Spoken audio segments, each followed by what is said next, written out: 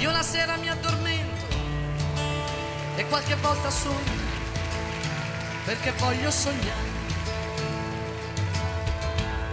E nel sogno stringo i pugni, tengo fermo il respiro e sto ad ascoltare. Qualche volta sono gli alberi d'Africa a chiamare. Altre notti sono vele piegate a navigare.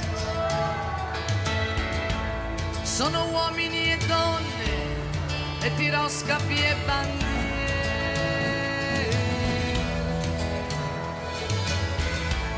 viaggiatori viaggianti da salvare.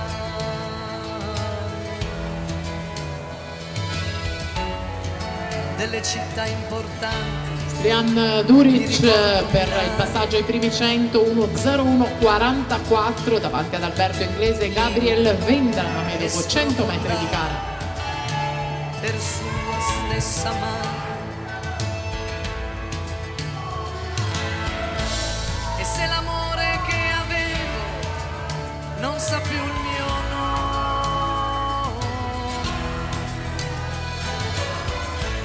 e se l'amore che avevo non sa più il mio nome,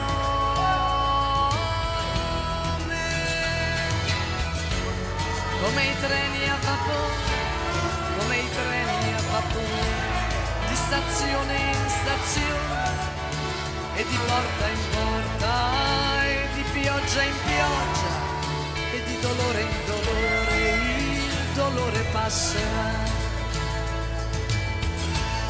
Come i treni a vapore, come i treni a vapore, il dolore passerà.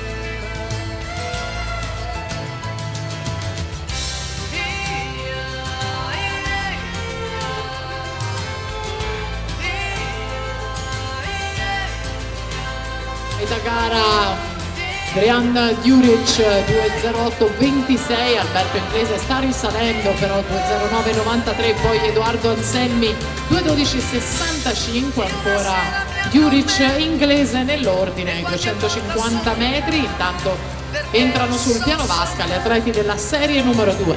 Gabriel Saliu, Milano Nuoto in corsia 1, in 2 Marco Di Staso, Ravinante Sadria Monfalcone. In corsia numero 3 Federico Del Pup, Ginnasium Pordenone, in corsia 4 Alfieri Gregoratti, Idros, in corsia 5 Nicolò Orlandi, Antares Nuoto, in 6 Marco Barison, Milano Nuoto. Intanto Alberto Inglese si è portato al comando 3:16:35 davanti al 3:16:81 di Duric al passaggio dei 300 metri. Mancano 3 vasche ormai alla conclusione nel testa a testa per la vittoria della terza serie.